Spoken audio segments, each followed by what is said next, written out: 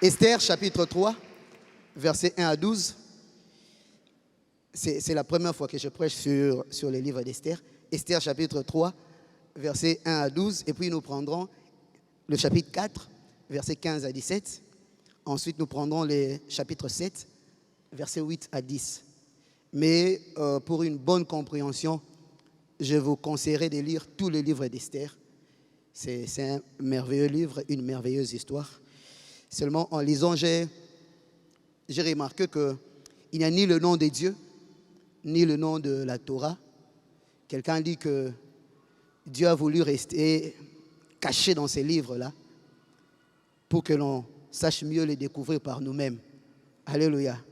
On n'a pas cité le nom de Dieu, mais cela n'empêche que Dieu soit avec Esther, avec Mardoché. Il se peut que l'on ne voie pas Dieu tout autour de soi. Il se peut que ceux qui sont tout autour de vous ne voient rien. Mais laissez-moi vous dire, vous n'êtes pas seul. Il y a un Dieu qui marche. Non, je disais, il n'y a pas un Dieu. Il y a Dieu qui marche avec vous. Parce que Dieu, il n'y en a qu'un seul. Les autres, là, ils peuvent se débrouiller. Dieu, il n'y en a qu'un seul. Il marche avec vous. Alléluia. Et le deuxième texte, ou le deuxième livre, nous prendrons 1 Samuel, chapitre 1, versets 4 à 7, et puis versets 13 à 19. Je disais 1 Samuel, chapitre 1er, chapitre 1. Quelqu'un dirait qu'on dise chapitre 1, versets 4 à 7. Mais j'aimerais que nous puissions commencer par les livres d'Esther, chapitre 3. Est-ce que quelqu'un a sa Bible ce matin? Peu importe le format, quelqu'un a juste sa Bible ce matin? Parce que la Bible, tu t'es dit que ça pèse, ma grosse Bible, je n'ai pas encore des véhicules pour la transporter partout où je suis.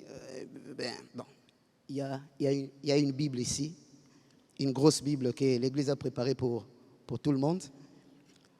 Je préfère la lire avec vous. Après ces événements, le roi Assuérus accorda plus d'importance et de pouvoir à Aman, fils d'Amadata, l'Agagite. Il lui donna une portion supérieure à celle de tous les princes de son entourage. Verset 2. Tous les serviteurs du roi qui se tenaient à la porte du roi pliaient le genou et se prosternaient devant Aman, car cela correspondait aux ordres du roi à son sujet.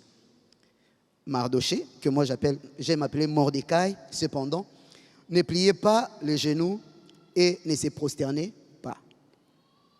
Les serviteurs du roi se tenaient à la porte du roi, lui dit: pourquoi enfreins-tu l'ordre du roi? Comme il le lui répétait chaque jour et qu'il ne les écoutait pas, ils informèrent Aman de son attitude pour voir s'il persisterait dans sa décision. En effet, il leur avait dit qu'il était juif. Aman s'aperçut qu'effectivement Mardoché ne pliait pas le genou et ne se prosternait pas devant lui, et il fut rempli de colère. Cependant, il ne jugea pas suffisant de porter la main contre Mardoché seul. En effet, on lui avait révélé à quel peuple celui-ci appartenait, et il chercha à exterminer tous les Juifs installés dans tout le royaume d'Assuérus, à savoir le peuple de Mordecai. La 12e année du règne d'Assuérus, le premier mois, c'est-à-dire le mois de Nisan, on jeta le pour, c'est-à-dire le sort, devant Aman pour que chaque jour et chaque mois successivement, et le sort désigna le 12e mois, c'est-à-dire celui d'Adar. Aman dit alors au roi Assuérus: il y a dans l'ensemble des provinces de ton royaume un peuple unique. J'aime ça. Bien que dispersé, il reste bien à part parmi le peuple. Il a des lois différentes à celles de tous les autres peuples et n'applique pas celles du roi. Le roi n'a aucun intérêt à les laisser tranquilles. Si donc tu les juges bons, je crois qu'il a dit au roi qu'on donne par écrit l'ordre de les faire disparaître. Ce sont 300 tonnes d'argent que je remettrai aux fonctionnaires pour les trésors du roi. Proposition satanique. Le roi retira l'anneau de sa main et le donna à Aman, fils d'Amédata, la Gagite, qui était l'adversaire des Juifs. Je vais ouvrir une parenthèse que je fermerai rapidement. Aman était en fait en train de se venger de son arrière-grand-père Agag. Lisez 1 Samuel chapitre 15, vous verrez que Dieu avait donné l'ordre à Saül de tuer tous les Amalécites, leurs rois, leurs biens, et de vouer tout à l'interdit. Mais Saül a fait ce qu'il a fait. En fait, c'est Samuel qui a tué ce roi. Vous savez, le mal, le péché que vous n'arrivez pas à écraser, à vous débarrasser aujourd'hui, vous rattrapera demain. Si pas vous, ça rattrapera même vos enfants. Ils ont laissé une descendance d'Agag. Et cette descendance est devenue une épine sous leurs pieds, un caillou dans leurs chaussures. Il lui dit, là c'est la réponse du roi, l'argent de ces peuples sont à ta disposition, faisons ce que tu voudras. On continue notre texte. On convoqua les secrétaires du roi le 13e jour du premier mois et l'on écrivit un message en tout point conforme aux ordres d'Aman, pas aux ordres du roi, aux ordres d'Aman, adressé aux satrapes du roi, aux gouverneurs de chaque province et aux chefs de chaque peuple, à chaque province dans son écriture et à chaque peuple dans sa langue. Le message fut écrit au nom du roi Assuérus et l'on y apposa l'empreinte du roi. On prend le chapitre 4, versets 15 à 17. Esther fit répondre à Mardoché: va rassembler tous les Juifs qui se trouvent à Suse et jeûner pour moi, ne mangez et ne buvez rien pendant 3 jours, ni la nuit ni le jour. Moi aussi, je respecterai un tel jeûne avec mes servantes. Et c'est dans ces dispositions que je pénétrerai chez le roi. J'enfreindrai la loi. Et si je dois mourir, je mourrai. Mardoché s'en alla faire tout ce qu'Esther lui avait ordonné. Chapitre 7, versets 8 à 10. À son retour du jardin du palais, en pénétrant dans la salle de banquet, le roi le trouva effalé contre le siège occupé par Esther. Et il dit: ira-t-il jusqu'à violer la reine en ma présence dans le palais? Dès que cette parole fut sortie de la bouche du roi, on recouvrit le visage d'Aman. Harbona, l'un des eunuques, dit alors devant le roi: il y a une potence préparée par Aman à l'intention de Mardoché, celui qui avait parlé pour le bien du roi. Laisse-moi te dire qu'il y aura quelqu'un, Dieu placera quelqu'un qui se souviendra de toi. Même lorsque tu seras sur le point d'être viré du travail, Dieu enverra quelqu'un qui parlera de bien de toi. J'aime quand la Bible dit que les Syriens plutôt faisaient des complots. Le roi syrien faisait des complots dans sa suite contre le peuple de Dieu, contre le roi de la Samarie et son peuple. La Bible dit qu'à chaque fois il faisait des complots, il y avait un prophète en Samarie, en la personne d'Élisée, qui dévoilait les complots du roi étranger. Je suis venu dire à quelqu'un: Dieu placera toujours quelqu'un devant toi, ou Dieu fera ce que toi-même tu découvres les complots qui sont faits contre toi dans ton milieu, ou dans le milieu où tu travailles, peut-être au marché, peut-être, voilà, je ne sais où, mais je sais une chose que Dieu fera, c'est que quelqu'un parle en bien de toi. Alléluia. Elle est dressée dans la maison d'Aman et fait 25 mètres. Les commentateurs disent que cette potence était juste derrière la maison d'Aman, de manière à ce que lorsqu'Aman s'assirait sur sa véranda ou sur le balcon, qu'il voit le corps de Mardoché en train de pourrir et être consommé par les oiseaux. Mais laisse-moi te dire que tous les pièges qu'ils ont formés contre toi sont d'ores et déjà nuls et sans effet. Ce n'est pas moi qui l'ai dit, c'est la Bible qui dit. Formez des projets et cela ne viendront pas de moi. Tout terme forgé contre toi sera. Toute langue qui s'élèvera en justice contre toi, tu l'as. Je croyais que c'était la parole de Dieu.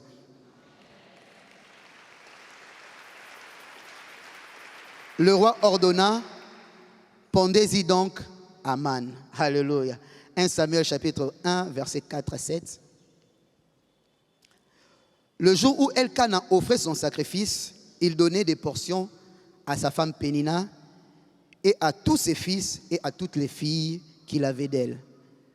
J'aime ça, mais à Anne, il donnait une portion double, car il l'aimait, même si l'Éternel avait rendu stérile. Une double portion, même si elle était stérile. Sa rivale l'a provoqué pour la pousser à s'irriter de ce que l'Éternel avait rendu stérile. Et toutes les années, il en allait de même. Chaque fois qu'Anne montait à la maison de l'Éternel, Pénina la provoquait de la même manière. Alors elle pleurait et ne mangeait pas. Anne parlait en son cœur et ne faisait que remuer les lèvres. On n'entendait pas sa voix. Élie pensa qu'elle était ivre. Chers serviteurs de Dieu, arrêtons de juger les gens juste, voilà, parce que tu l'as vu comme ça, tu les juges. Tu ne sais pas pourquoi les gens viennent à l'église. Nous ne savons pas pourquoi les gens viennent à l'église. Ils viennent pour répandre leur cœur devant le Seigneur. Arrêtons d'être durs. Et il lui dit, jusqu'à quand seras-tu ivre? Va cuver ton vin. Silisa Kwitinayo.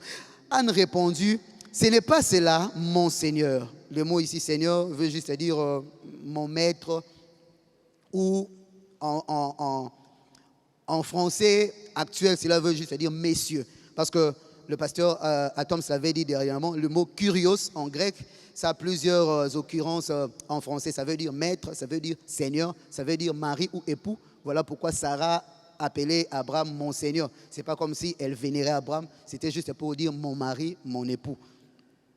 Ça veut dire aussi propriétaire, c'est lui à qui appartient quelque chose. Je suis une femme à l'esprit abattu.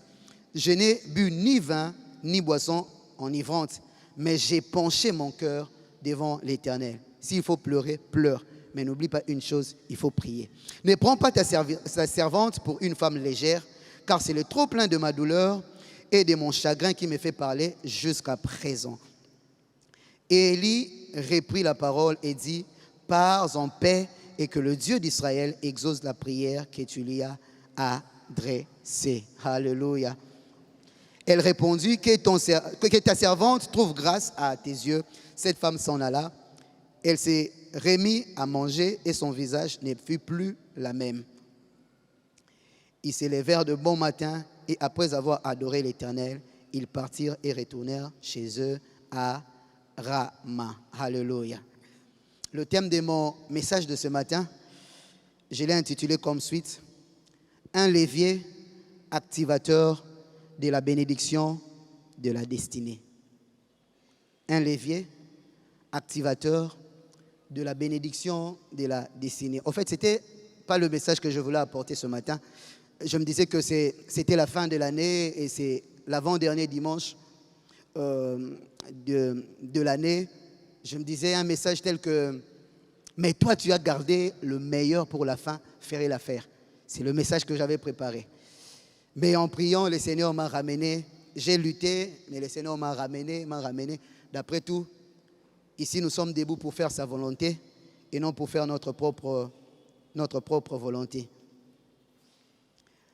Les deux livres que nous avons lus, les livres d'Esther et le livre du prophète Samuel, selon les sources sacerdotales, ont été écrits par les prêtres, par les sacrificateurs et les scribes juifs qui étaient revenus de la déportation ou de l'esclavage en Babylonie. Mais les sources traditionnelles disent que ces livres ont été écrits, le livre de Samuel a été écrit par le prophète Samuel. Et le livre d'Esther a été écrit par Mardoché. Pourquoi? Parce que les détails donnés dans le livre d'Esther ne peuvent venir que de quelqu'un qui était vraiment en action, qui était protagoniste, j'allais dire, en cette histoire. Parlant de Samuel, j'aimerais donner encore une information. Samuel était le dernier juge en Israël, mais il était aussi prophète. Il a exercé son ministère pendant près de 40 ans. Ce que j'aime, c'est que on retient de Samuel qu'il était quelqu'un d'une moralité pure, d'une moralité irréprochable. Samuel était un prophète, il était un juge qu'on ne corrompait pas, qui n'allait pas dire les choses dans le sens à caresser les poils. Il ne disait pas les choses pour plaire aux gens, un peu comme le docteur Kateba dit hier, il ne faisait pas de suicide intellectuel.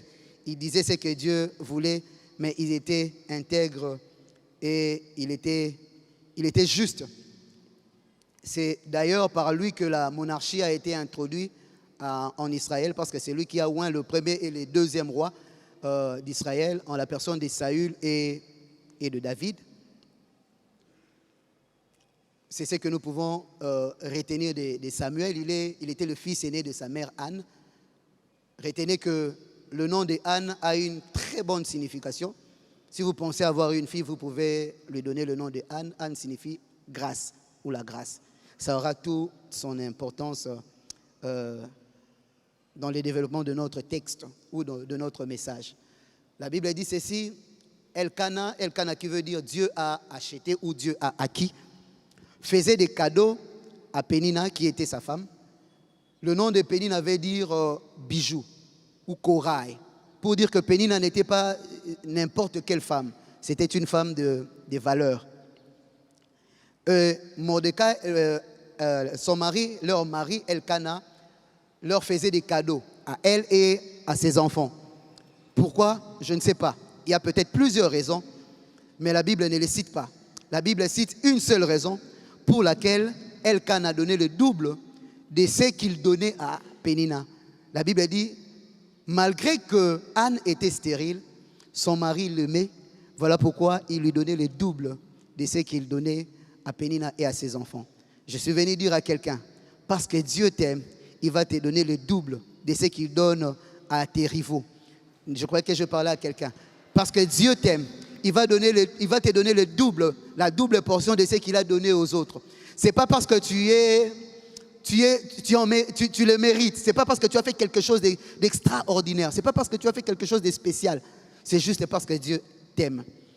Parlant de l'amour de Dieu, la Bible dit, Dieu a tant aimé le monde, il a donné son Fils unique, afin que quiconque croit en lui ne périsse point, mais qu'il ait la vie éternelle. En fait, Dieu n'a pas aimé un monde qui était déjà sauvé. Dieu n'a pas aimé un monde qui était juste, mais Dieu a aimé un monde qui était pécheur. Dieu a aimé une humanité qui était rebelle, une humanité qui avait péché, qui était partie loin de Dieu. Mais l'amour de Dieu était tel que Dieu n'a pas épargné son Fils unique, il nous a donné ce qu'il avait de meilleur. Et l'apôtre Paul dit, si Dieu n'a pas épargné son Fils unique, à combien plus forte raison il ne nous donnera pas tout avec Jésus? Je suis venu dire à quelqu'un, si tu as Jésus, tu as la vie. Si tu as Jésus, tu as la paix. Si tu as Jésus, tu as la joie. Si tu as Jésus, tu as le bonheur. Parce que Dieu ne peut rien te priver au moment où il t'a déjà donné Jésus. Et s'il t'a donné Jésus, ce n'est pas parce que tu as jeûné pendant 28 jours. Ce n'est pas parce que tu as fait quelque chose de spécial. C'est juste parce qu'il t'aime. Alléluia. Et vous n'avez aucune idée de ce que Dieu peut faire lorsqu'il aime quelqu'un. Ésaïe 43, verset 4 dit ceci. Depuis que tu as été précieux à mes yeux, tu as été rendu honorable. Je t'ai aimé et je donnerai les hommes pour toi et des peuples pour ta vie. C'est la Bible de Martin qui dit ça. Mais au verset 3, j'aime ça, la Bible dit, j'ai donné l'Égypte en rançon pour toi. En fait, si on peut comparer, l'Égypte à cette époque-là était comme les États-Unis d'aujourd'hui. Imagine que Dieu, face à ce que les États-Unis puissent perdre toute leur puissance, toute leur gloire, juste parce qu'il aime quelqu'un. Ou juste parce qu'il aime un peuple. Et c'est ce que Dieu va faire. Tous ceux qui te font la guerre, ils te font la guerre pour rien. Tu n'y es pour rien. C'est Dieu qui t'aime. Pénina, tu as mieux à faire. Tu peux bien élever tes enfants. Tu peux éduquer tes enfants. Mais tu passes ton temps à insulter, à vouloir maltraiter, mortifier quelqu'un qui n'a rien fait. Qui plus est, elle est stérile, elle n'a pas ce que toi tu as. Mais elle a ce que toi tu n'as pas. Et ça te fait du mal. Toi tu as des enfants, elle n'a qu'un mari. Toi aussi tu as un mari. Elle n'a plus rien d'autre que ça. Mais ça fait mal, pourquoi? Parce que Elkana aimait Anne. Et je suis venu dire à quelqu'un aura mal dans son cœur parce que Dieu t'aime. La qualité des choses que Dieu nous donne, la qualité de grâce que Dieu nous accorde parce qu'il nous aime, c'est juste extraordinaire. Alléluia. La qualité de miracle que Dieu va opérer pour toi en cette fin de l'année, waouh, je suis déjà en train de le voir. Je suis en train de te voir chanter. Je suis en train de te voir. C'est toi qui viendras témoigner ici le 31 décembre ou le 1er janvier. Parce que Dieu t'aime et il va faire quelque chose d'extraordinaire pour toi. Parce que la faveur de Dieu va marcher avec toi. Parce que la grâce, c'est une faveur imméritée. Ce n'est pas quelque chose que tu auras mérité, mais c'est quelque chose que Dieu te donnera parce qu'il t'aime et parce que tu as trouvé grâce à ses yeux. Et maintenant, la question que nous allons nous poser in liminalitis ou au commencement, au départ, c'est que c'est quoi la bénédiction de la destinée? Je parlais d'un levier qui active le mécanisme de la bénédiction de la destinée. C'est quoi cette bénédiction? Au-delà d'être un simple court moment ou des moments ponctuels d'une visitation divine, où Dieu nous fait du bien, où Dieu fait des choses qui nous procurent un soulagement, une joie, bon, plus ou moins éphémère, voilà. La bénédiction de la destinée est l'effet d'accéder au plan originel de Dieu, à sa volonté parfaite pour votre vie. Voyez-vous, Dieu est en train de dire à Jérémie, dans Jérémie 1,5, « Je te connaissais avant que tu naisses, avant que tu ne sois conçu dans le ventre de ta mère, alors que tu n'étais qu'une masse informe et vide, je t'avais mis à part pour me servir étant prophète. » C'est ça la bénédiction de la destinée. C'est cette chose qui fait à ce que tu accomplisses le plein potentiel que Dieu a placé en toi. Que vous puissiez donner le meilleur, le maximum de ce que Dieu a placé en vous comme talent, comme don, comme grâce. Ce n'est pas d'abord, non, Dieu m'a béni, j'ai un travail. Oui, ça peut aussi faire partie de la bénédiction de la destinée, mais ce n'est pas d'abord ça. La bénédiction de la destinée, c'est d'abord découvrir sa véritable identité. Alléluia. C'est de découvrir la raison, le but pour lequel Dieu vous a envoyé ici-bas. Mais aussi, la bénédiction de la destinée peut être une acquisition. À l'instar de Anne. Pour Anne, la bénédiction de la destinée n'était pas le mariage. Elle était mariée, mais elle n'était pas épanouie. Elle était mariée, elle avait la double portion de ce que son mari donnait à sa rivale, mais cela ne changeait pas sa vie. Pour Anne, la bénédiction de la destinée, c'était cette acquisition-là, c'était cet enfant Samuel. Lorsqu'elle a eu Samuel, Anne est entrée dans l'accomplissement de sa destinée. Pourquoi? Parce qu'à cette époque-là, la nation s'était éloignée de Dieu. Et Dieu cherchait quelqu'un qui pouvait le servir comme juge et comme prophète. Et Anne, lorsqu'elle a donné naissance à cet enfant de Samuel, la Bible dit que c'est Samuel qui est devenu le juge et il est devenu le prophète. La naissance de Samuel n'a pas donné que de la joie à sa mère ou à ses parents, mais elle a transformé toute leur vie. Donc la bénédiction de la destinée, c'est aussi ce travail qui peut transformer ta vie. Tu as trouvé ce travail et ce travail a permis que tu atteignes le standard que Dieu voulait pour toi. Tu as rencontré cette personne, tu as rencontré cet homme, tu as rencontré cette femme qui t'a fait entrer dans l'accomplissement de ta destinée. C'est ça la bénédiction. Je me rappellerai toujours de l'année 2007 où j'ai pour la première fois rencontré l'apôtre dans une des extensions de la borne à Kintambo. Pour moi, c'était une rencontre fortuite parce que je n'étais pas parti pour rester là-bas ou pour devenir fils à l'apôtre. Moi, j'étais parti pour interpréter et lui, il était venu pour prêcher. Mais à la fin des assises, paix à son âme, c'est quelqu'un que j'aimerais toujours. Le pasteur Christian Lucilao, il a fait quelque chose qui m'avait dérangé. Il m'a dit, Christian, cet homme, c'est ton père. Je me suis dit, oh, mais Joazo Kabanga n'est pas moto, on a habité. Bon, ce monsieur est en train de me livrer à quelqu'un que je ne connais pas. Il était prophétique. La suite, tout le monde la connaît. Alléluia. Donc, ça peut être une rencontre.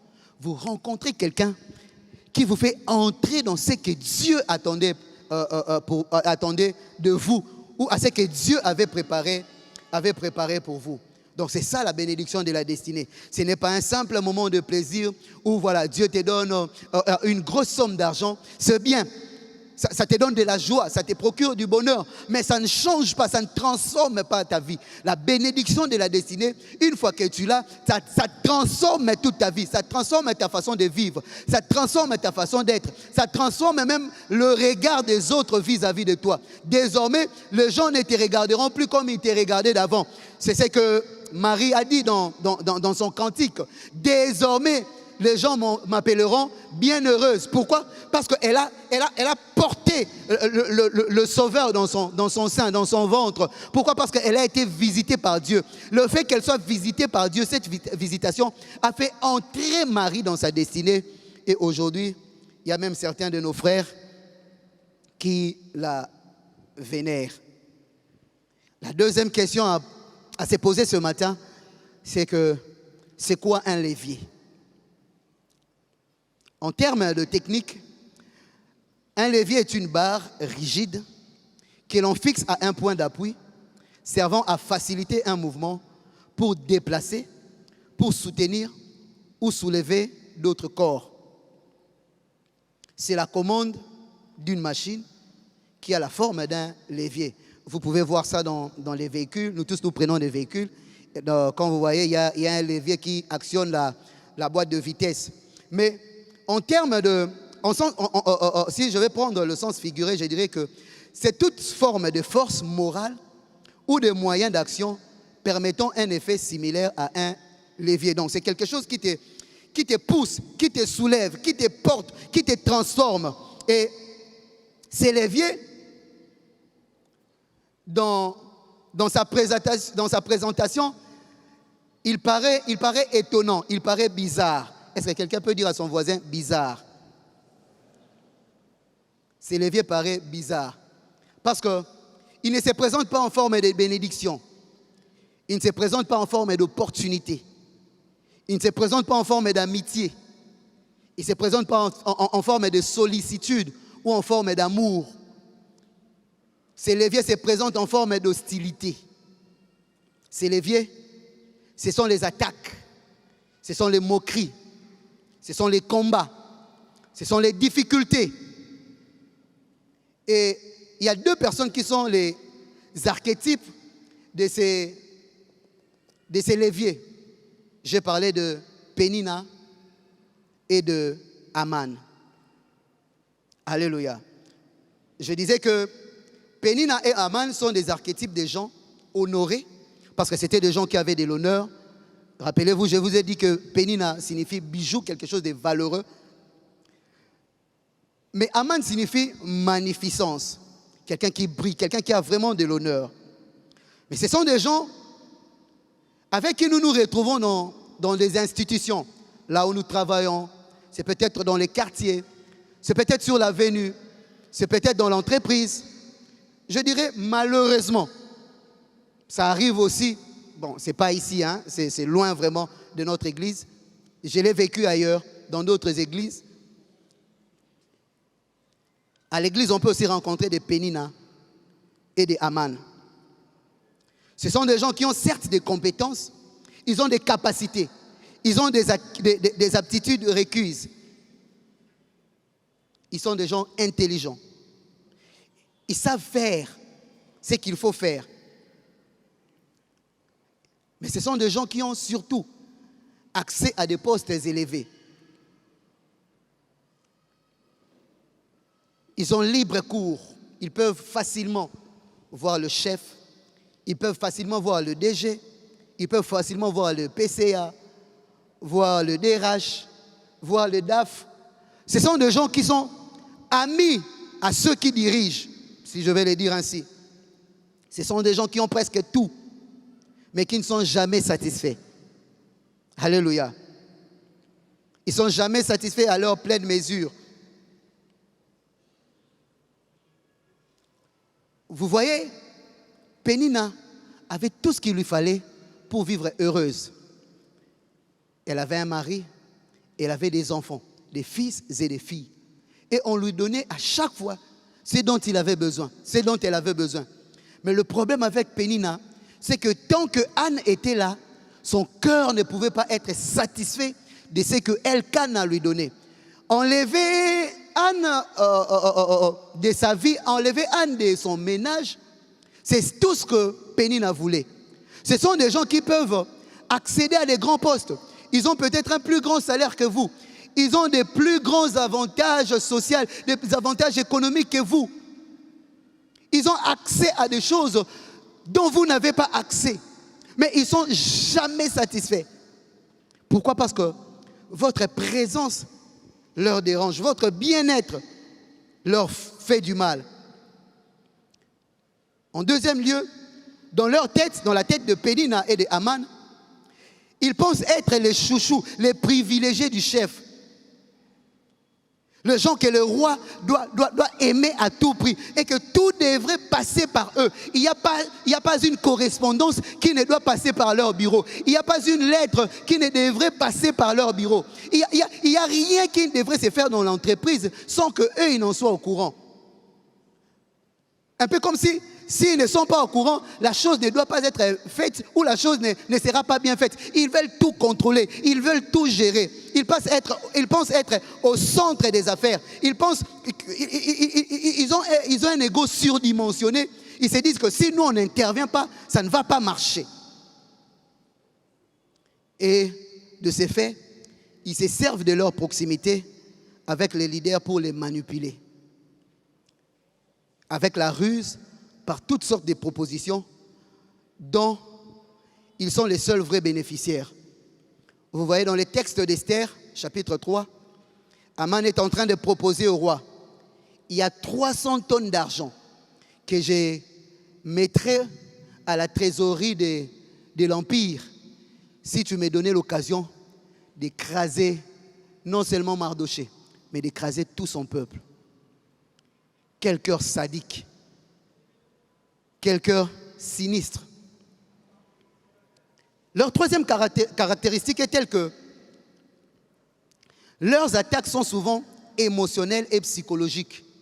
Ils ne viendront pas vous attaquer à coups de poing, mais ils vont vous attaquer émotionnellement, psychologiquement.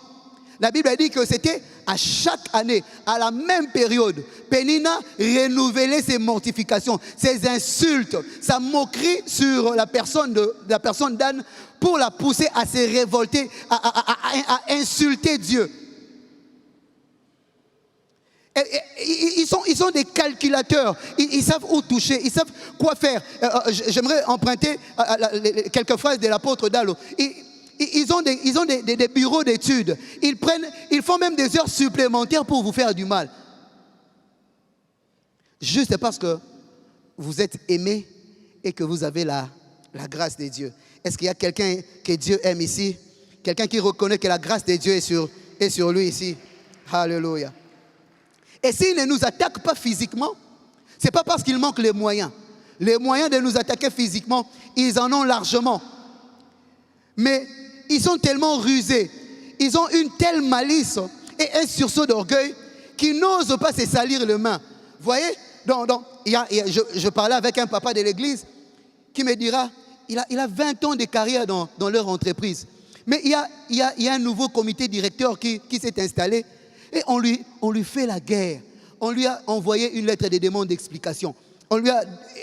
Il a écrit, il s'est justifié, mais à la fin, là, c'est même pas lui qui me l'a dit, mais c'est son épouse. Il m'a dit, son chef direct lui a dit, qu'au boudé, bah, chef, et bel il quand même physiquement. Donc, boudé, le chef peut te pousser même à tomber malade physiquement. Vous voyez jusqu'où ils sont capables d'aller. Ils peuvent même vous empoisonner. Ils peuvent même aller essayer de toucher aux fétiches pour vous faire du mal. Mais ce que j'aime, la Bible dit, toute arme forgée contre toi, c'est rare. Toute arme forgée contre toi, c'est rare. Alléluia. Je prie en cette fin d'année que tout conciliabule qui a été fait derrière ton dos, des réunions qu'ils ont fait la nuit pour te détruire, que Dieu les voue à l'échec au nom de Jésus. Là où tu n'as pas participé, mais que l'on a cité ton nom en mal, que Dieu détruise les conseils des méchants au nom de... Ils sont des gens qui sont prêts à tendre des pièges. La Bible dit qu'Aman a fait ériger un poteau de 25 mètres de hauteur. Il se donne les moyens qu'il faut pour nous faire du mal. Alléluia. La Bible dit c'est en vain qu'on essaye d'attraper le crocodile avec la maison. Ozindobo kendo kangangando. Passe-temps. Alléluia. Passe-temps. Les péninas sont ces types de gens qui vous ont trouvé en place. L'histoire dirait que c'est Anne qui a été la première épouse parce que son mari l'aimait. Mais il s'est fait que Pénina a des choses que Anne n'a pas. Pénina a des enfants que Anne n'a pas. Il est venu après toi dans votre service, dans votre département. Mais il commence à avoir des choses que toi tu n'as pas. Pour Anne, ça ne me dérange pas. Et si ça me dérangeait, j'irais plaider mon sort auprès de l'Éternel. Mais pour Pénina, cela ne suffit pas. Aman, tout un empire plie ses genoux devant toi. Est-ce que non Mordecai wanate? Pour une seule personne, tu veux faire du mal à tout un peuple. Pour une seule personne, tu veux faire du mal à toute une famille. Pour une seule personne, tu veux faire du mal à toute une église. Juste parce que tu ne l'aimes pas. Et il n'y a pas de raison scientifique qui justifie ta haine. Ce sont là les Aman et les Pénina. Ils ne se concentrent pas sur leur ministère. Ils se concentrent sur les ministères des autres. Ils ne se concentrent pas sur leurs tâches. Ils se concentrent sur la tâche des autres. Mais si tu es une Pénina ou un Aman ce matin, laisse-moi te dire, tu peux prendre tout ce que tu veux, soit de Anne, soit d'Esther, soit de Mordecai, mais tu ne deviendras jamais Anne. Tu ne deviendras jamais Mordecai. Tu ne deviendras jamais Esther. Tu peux tout prendre de ces frères-là. Tu peux tout prendre de cette dame-là. Lupangu na yo zo botola. Botola na yo. Mais tu ne... Okokeko botola est grâce. Ils peuvent prendre votre place, mais ils ne prendront pas la grâce qui est sur vous. Ils peuvent prendre tout ce que vous avez, mais ils ne prendront pas ce que vous êtes. Ce que vous êtes unique à votre genre. Dieu a calculé avant de vous créer. Il a dit, créons l'homme à notre image, à notre ressemblance. Dieu a pris le temps de se salir les mains pour te créer, parce que tu as de l'importance à ses yeux. Alléluia. Ils peuvent tout prendre. Ils ne prendront pas ta grâce. Ils ne deviendront jamais comme toi. Ils pourront faire ce que toi tu fais, mais ils ne deviendront jamais comme toi. Parce que ta grâce, elle est particulière. Elle est unique. Alléluia.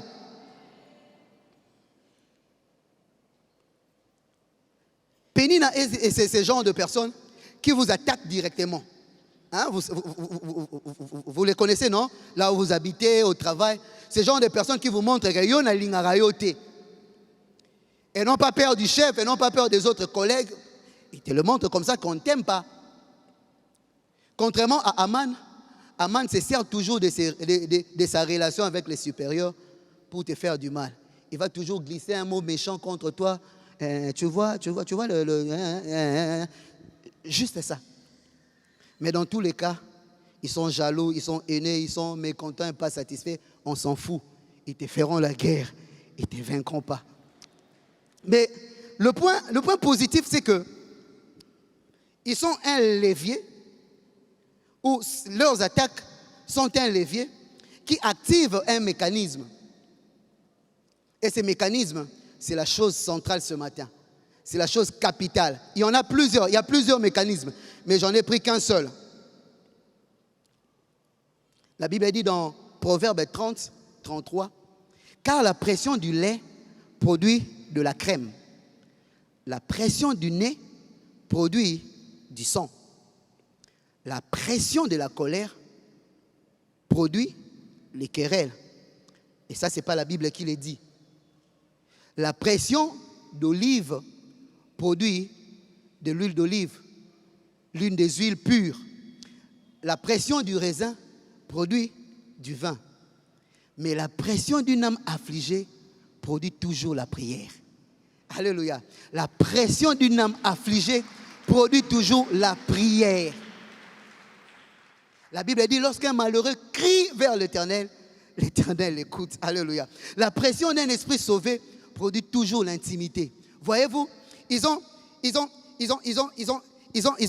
établi un setup, ils ont établi un cadre pour faire mal, soit à Anne, soit à Mordecai, soit à Esther.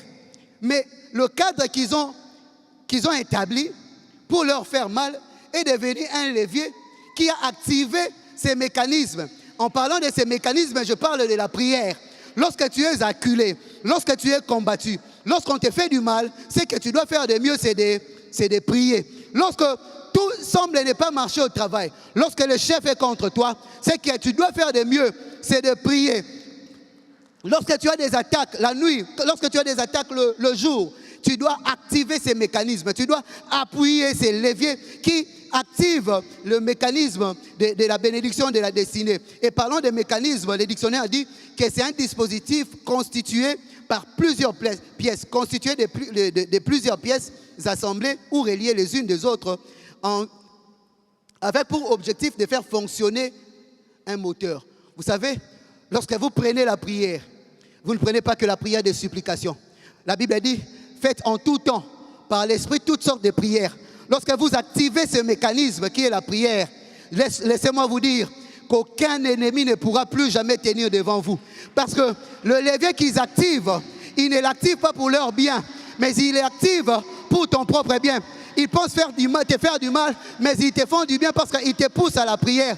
Joseph a dit à ses frères, vous avez pensé me faire du mal, mais vous m'avez poussé à l'accomplissement de ma destinée. Les mal qui sont en train de te faire, les projets qui sont en train de faire contre toi, va te pousser à chercher Dieu.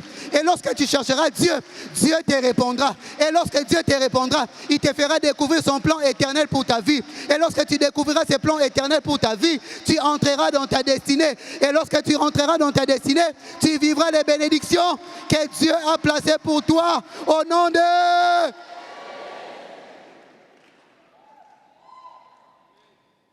En nous acculant, ils pensent nous défoncer.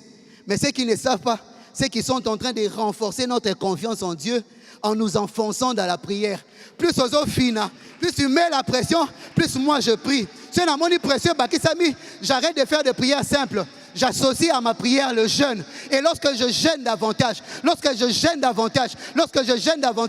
Dieu, même s'il ne le voulait pas, parce qu'il voit que je suis en train de l'invoquer, lui-même il a dit, invoque-moi, je te répondrai. Je t'ai montré des choses cachées, des choses que tu ne connaissais pas. En m'acculant, tu me pousses à prier. Oh, lorsque je prie, Dieu me révèle même ce que tu avais prévu de faire contre moi. Et du coup, lorsque je prie, tes projets sont nuls et sans effet. Ils pensent nous faire du mal, mais ils nous poussent à faire la chose la plus essentielle, et prier. Alléluia. Et prier. Ils pensent nous discréditer en parlant à mal de nous, mais ils font notre publicité gratuitement. Et les gens voudront connaître la vérité. En voulant connaître la vérité, ils vont découvrir ce que tu es. Voyez-vous, il a fait la guerre à Mordecai. En faisant la guerre à Mordecai, ils ont découvert que Mordecai était un enfant de Dieu. Et lorsqu'on a découvert que Mordecai était un enfant de Dieu, la propre femme d'Aman, après lui avoir conseillé, il lui a dit, Jozo Bundisa, sois moi Nzamba Solo et Eliayo. La personne contre qui tu te bats, si c'est un véritable enfant de Dieu, c'est toi qui vas tomber. Je suis venu dire à une Pénina ou à un Aman, si par hasard, il nous suit même en ligne. Je sais que Baza Awate. Hein? Mutozo Bundisa. Rassure-toi Kazamwa Nzambete. Poso Kazamwa Nzambe. Parce que si c'est un enfant de Dieu, c'est une fille de Dieu, laisse-moi dire que tu ne gagneras pas. Laisse-moi dire que tu ne gagneras pas. Parce que lorsqu'on se met à prier, la prière réussit là où tout a échoué. La prière est incorruptible. J'ai un ami qui dit prière et quoi sachet pour la rater. La prière c'est comme un sac en plastique. Même si tu l'enterres par terre, ça ne se décompose jamais. Elle reste intacte. La prière invite Dieu à intervenir dans votre vie. Bien aimé, si vous êtes dans des problèmes, priez. Si vous rencontrez des difficultés, priez. Si vous êtes combattu, priez. Je ne vous défends pas de pleurer. Pleurez, mais après avoir pleuré, priez. Pleurez, mais même en pleurant, priez. Priez le matin, priez à midi, priez le soir. Une chose, n'arrêtez jamais de prier. Parce que c'est lui qui prie. Il est plus dangereux qu'une armée. Alléluia. Moutoua Sambelaka. Aleki Fardé, c'est la somme. Somme, quand tu pries, les ennemis, ils tremblent. Seulement, le diable même, il tremble. Seulement, il fait croire aux humains qui t'attaquent que rien ne se passe. En réalité, tout se passe. Le mécanisme est déjà en marche. Quand tu pries, le mécanisme est déjà en marche. Le mécanisme de l'intervention divine est déjà en marche. Je suis venu dire à quelqu'un que Dieu a déjà déclenché l'intervention. Tu vas le voir. Avant la fin de cette année, tu témoigneras que le Dieu d'Atom Sumbouma t'a visité. Tu témoigneras que ton Dieu est de ton côté. Quand Dieu t'aime et que sa grâce est sur toi, cela te suffit. Quand tu pries, cela te suffit.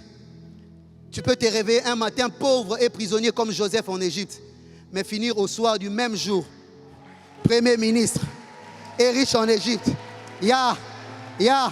Non, Dieu ne te fera pas rentrer dans la maison de ton père pour pouvoir régner. Tu régneras là en terre hostile. Tu régneras là où on essaye de t'écraser. Bien aimé, la crème n'est pas produite ailleurs. La crème est produite là où on est en train de presser du lait. C'est là où tu es en train de vivre tes afflictions. C'est là qu'on témoignera. Non, cette dame, elle a Dieu. Ses frères, il a Dieu. On viendra même poser la question. Révèle-moi plein et tu leur diras, j'ai un Dieu au ciel. J'avais dit au premier culte, quelqu'un qui prie et qui jeûne, comme Daniel, on peut te jeter dans la fosse aux lions. Mais parce que tu jeûnes, Dieu fera assez que les lions puissent jeûner avec toi. Ce jour-là, les lions ont jeûné. Pour la seule fois dans l'histoire de la Bible, les lions ont jeûné avec Daniel parce que Daniel savait jeûner. La situation là qui semble être gênée, côté l'ango jeûne, son côté l'ango jeûne, et qu'on jeûne nayo, et puis jeûne wana ici là, ça servira à ton avantage. Dans tous les cas, tu n'as pas besoin de l'amour et de l'appréciation de tout le monde. La bénédiction de Dieu te suffit. La grâce de Dieu te suffit. Je ne dis pas qu'on ne doit pas nous aimer, non. Je dis plutôt que tu n'as pas forcément besoin qu'on t'aime. Parce que lorsque Dieu t'aime, lorsque Dieu approuve le voie d'un homme, il dispose en sa faveur, même ses ennemis. Ce n'est pas question qu'on soit amis, c'est question de respect. Si tu me respectes, ça me va. Si tu ne m'aimes pas, ça me va aussi. Mais respecte-moi, parce que j'ai la chose de Dieu sur moi. C'est invisible, parce que j'ai encore la forme que j'ai aujourd'hui. C'est invisible, parce que je suis encore dans le process. Là, je suis informe, mais je ne suis pas vide. C'est plutôt la terre qui était informe et vide au commencement. Toi, tu es informe, mais tu n'es pas vide. Alléluia.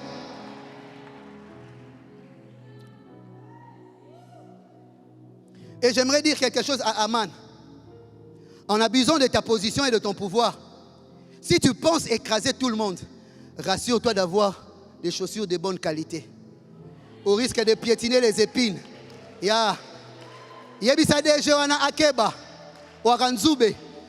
dit à Paul qu'il maltraitait les chrétiens. Dieu pose à chrétien, hein? Voilà. Paul qui maltraitait les chrétiens, Dieu lui a dit, il ne serait pas bon pour toi de réjamber sur les aiguillons. Hein? Ça ne sera pas mal, ce ne sera pas bien pour toi. Dis à ton voisin Nazara Nzoube, si tu veux m'écraser, rassure-toi d'avoir des chaussures de très très bonne qualité. Au risque de gravement te blesser et de ne plus jamais remarcher. Parce que Nzubo la Nuniati. Mais rassure-toi aussi que celui que tu combats est un aventurier. J'aime le dire en vieux lingala. hein, aventurier. Nous, quand on grandissait, on dit, moi, on a Yaouli pour dire que c'est un aventurier. Donc, rassure-toi que la personne que tu combats, Azamuta Yaouli loko la yo, Aza aventurier loko la yo. Parce que si c'est injuste, si c'est quelqu'un qui craint Dieu, tu es en train de creuser ta propre tombe. À Mordecai, j'aimerais dire ceci. Ce n'est pas parce que c'est difficile que tu vas échouer. Cela ne veut pas dire que tu vas échouer parce que c'est difficile. Oh non, ça traînait. Ce n'est pas parce que ça traînait que tu ne l'auras pas. La Bible donne la possibilité. Même si ça traîne, attends-la. Parce que ça s'accomplira. Et elle s'accomplira certainement. Ce n'est pas parce qu'il leur semble facile de t'écraser qu'ils vont t'écraser. Vous savez, on se retrouve par moments dans la vie, dans une situation où tu te dis toi-même, c'en est fini pour moi. Mais cela ne veut pas dire qu'ils auront le dernier mot. Parce que ce que j'aime, Dieu laisse aux gens, Dieu laisse aux situations, Dieu laisse même au diable, au maximum, l'avant-dernier mot. Le dernier mot, c'est l'exclusivité de notre Dieu. Le dernier mot est l'exclusivité de ton Père. Laissez-leur parler. Laissez-leur dire ce qu'ils veulent dire. L'exclusivité, c'est le domaine de notre Dieu. Mardoché semble petit. Parce que c'est ce que veut dire son nom. Mordecai veut dire petit homme. Oui, il est petit. Il n'est pas autant intelligent que toi. Il n'a pas autant de relations que toi. Il n'a pas des entrées dans des partis politiques. Il n'a pas des entrées au Parlement. Il ne connaît personne parmi les membres du gouvernement. Il n'est en alliance avec personne. Il n'a été parachuté par personne. Il n'a pas de piston. Mais ce que vous ne savez pas, Mardoché veut dire aussi guerrier. Mardoché, c'est quelqu'un qui est futé dans l'air de faire la guerre. Il lui ne combat pas émotionnellement ni psychologiquement et moins encore physiquement. Mardoché combat dans la prière. Lorsqu'il plie ses genoux, il porte le sac, il se couvre de cendres, il jeûne. Lorsqu'il prie, le ciel se mobilise pour intervenir. En finissant mon message de ce matin, j'aimerais dire à quelqu'un, prends 1 ou 2 minutes, tu vas prier avec moi. Tu vas prier avec moi. À Esther, j'aimerais dire, prie. Parce que c'est par la prière que tu maintiendras la bénédiction que Dieu t'a donnée. Esther est une étoile. Et la place de l'étoile, c'est au firmament. Pour émettre la lumière, pour briller. Mais ta lumière peut être combattue. Elle ne sera jamais flouée. Pourquoi? Parce que tu es une étoile. Là où tu es, personne ne saura t'atteindre. Et plus encore parce que Dieu t'aime, tu as la grâce de Dieu et tu pries. Est-ce que quelqu'un peut prier ce matin avec moi?